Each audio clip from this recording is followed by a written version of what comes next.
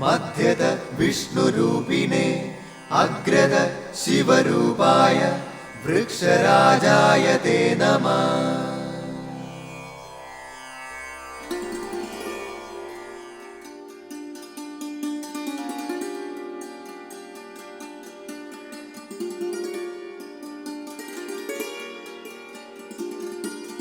ആൽമരത്തെ ഒരു ബ്രാഹ്മണനായിട്ടാണ് സങ്കല്പിക്കുന്നത്. അരയാലില വേദങ്ങളാണ് എന്ന് ഭഗവത്ഗീതയിൽ പറയുന്നു.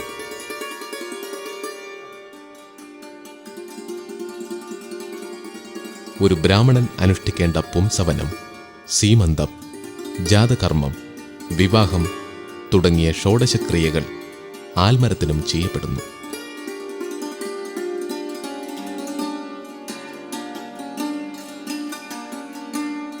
ആര്യവേപ്പിനെയാണ് ആൽമരത്തിന്റെ ഭാര്യയായി സങ്കല്പിച്ചിട്ടുള്ളത്.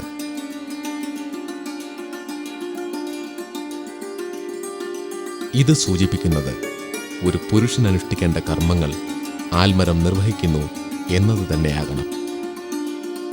സൃഷ്ടികർമ്മത്തിന് പുരുഷനും സ്ത്രീയും മൂലഘടകങ്ങളായിരിക്കുന്നത് പോലെ പ്രപഞ്ചത്തിന്റെ നിലനിൽപ്പിന് കാരണമായി നിൽക്കുന്ന രണ്ടു ഘടകങ്ങളാണ് പുരുഷനും പ്രകൃതിയും. ഇവിടെ മറ്റേത് വൃക്ഷത്തെക്കാളും അരയാലിനെ ഭാരത സംസ്കാരം ആദരിക്കുന്നത് അതുകൊണ്ട് തന്നെയായിരിക്കണം. ക്ഷേത്രങ്ങളിൽ പോലും ആൽവൃക്ഷങ്ങൾ വച്ചുപിടിപ്പിക്കുന്നതിന് ചില നിബന്ധനകൾക്ക് വിധേയമാണ്. എന്താണ് ആ നിബന്ധനകൾ? എന്തുകൊണ്ടാണ് അങ്ങനെ നിബന്ധനകൾ പാലിക്കപ്പെടാൻ നിർബന്ധിതമാകുന്നത്? അതായത് ഈ ആൽമരം ബ്രാഹ്മണനാണ്, അതുകൊണ്ടാണ് നേരത്തെ ഈ ശുദ്ധികളൊക്കെ പാലിക്കണം എന്ന് പറയുന്നത്. പിന്നെ ബ്രഹ്മവിഷ്ണു മഹേശ്വര സങ്കല്പമാണ് ഒരു ആൽമരം.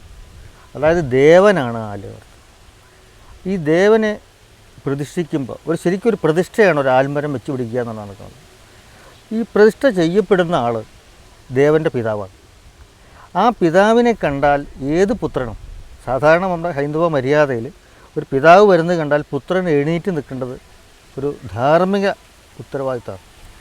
അതുകൊണ്ട് ഈ ആല് വെച്ച ആൾ വരുന്നത് കണ്ടാൽ ആൽമരത്തിന് അതിലെ ദേവതകൾക്ക് എണീറ്റ് നിൽക്കേണ്ട ഒരു അവസരം വരും. അത് ഒഴിവാക്കാൻ ഏറ്റവും ചുരുങ്ങിയത് 5 പേരെങ്കിലും ചേർന്ന് വേണം ആൽമരം വയ്ക്കാൻ എന്നാണ്. ഈ 5 പേരും ചേർന്ന് ആൽമരം വയ്ക്കുമ്പോൾ ഒരു ആൾ ഒറ്റയ്ക്ക് വരുന്നൊരു പ്രശ്നം വരുന്നില്ല. 5 പേര് കൂടി ഒന്നിച്ച് വരുന്ന ഒരാൾ ഒറ്റയ്ക്ക് വന്നാൽ ആലിനെ നീക്കേണ്ട ആവശ്യമില്ല.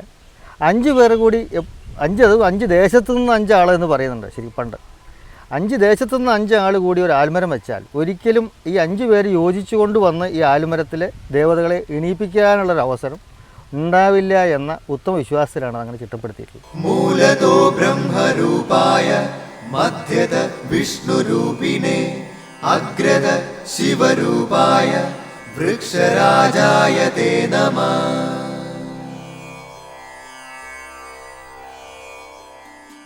അരയാലിന്റെ മൂലഭാഗത്ത് ബ്രഹ്മാവും മധ്യഭാഗത്ത് മഹാവിഷ്ണുവും ശിഖരങ്ങളിൽ പരമശിവനും കുടികൊള്ളുന്നു. ഈ ത്രിമൂർത്തി സംഗമം കൊണ്ടുതന്നെ അരയാൽ ഭാരതീയ സങ്കല്പത്തിൽ വൃക്ഷരാജൻ എന്ന സ്ഥാനത്തിന് അർഹത നേടി.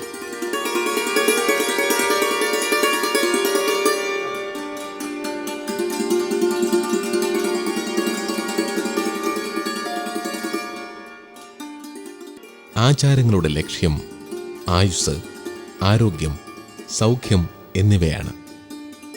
വൃക്ഷാരാധനയുമായി ബന്ധപ്പെട്ട് പ്രാമാണ്യമർഹിക്കുന്ന വൃക്ഷം അരയാലാണ്. ആരാധനയുമായി ബന്ധപ്പെട്ട് അരയാലിനെ നാം ആദ്യം കാണുന്നത് സിന്ധു നദീതട സംസ്കാരത്തിലാണ്. മോഹൻജൊദാരോയിൽ നിന്നും കണ്ടെടുക്കപ്പെട്ട ശിലാലിഖിതങ്ങളിൽ അരയാൽ ആരാധനയെപ്പറ്റി ആലേഖനം ചെയ്യപ്പെട്ടിട്ടുണ്ട്.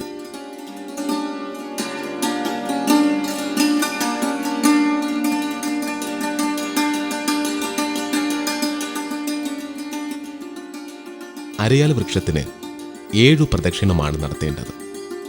വളരെ സാവധാനമാണ് പ്രദക്ഷിണം ചെയ്യേണ്ടത്. ഇത് പ്രദോഷത്തിന് മുമ്പ് ചെയ്യുകയും വേണം. ശനിയാഴ്ചകളിൽ ഒഴിച്ച് അരയാൽ വൃക്ഷത്തെ സ്പർശനം നടത്തി ആരാധിക്കുന്നത് അശുഭകരമാണ് എന്ന് ബ്രഹ്മപുരാണം പറയുന്നു. ഈ ദിവസങ്ങളിൽ അരയാൽ വൃക്ഷത്തിൽ ജ്യേഷ്ഠാഭഗവതി കുടിയേറി അനിഷ്ടങ്ങൾ വരുത്തും എന്നാണ് വിശ്വാസം. എന്നാൽ ശനിയാഴ്ച ദിവസങ്ങളിൽ അരയാലിൽ ലക്ഷ്മീദേവി കുടിയിരിക്കുമെന്നും അന്ന് അരയാലിനെ വന്ദിക്കുന്നത് പുണ്യമാണെന്നും സങ്കല്പം. കഥകളുടെ വിശ്വാസ്യതയ്ക്കപ്പുറം ആഴ്ചയിൽ ഒരിക്കലെങ്കിലും അരയാലിനെ തൊട്ടുവന്ദിക്കണം എന്ന ഉത്കൃഷ്ടമായ ആശയം ഇതിലൂടെ മനസ്സിലാക്കുവാൻ സാധിക്കും.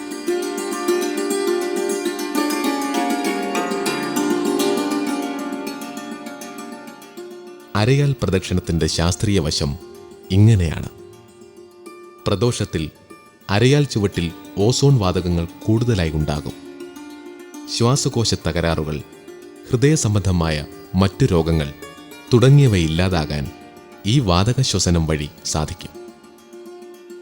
അരയാലിന്റെ ചുവട്ടിൽ തങ്ങി നിൽക്കുന്ന ഓസോൺ മണ്ഡലത്തെ ഇളക്കാതെ, അതായത് കൈകൾ വീശാതെ 7 തവണ പ്രദക്ഷിണം ചെയ്യണം. ഈ സമയം ശരീരം സ്വയം നവീകരണ പ്രവർത്തനം നടത്തുകയും ചെയ്യും.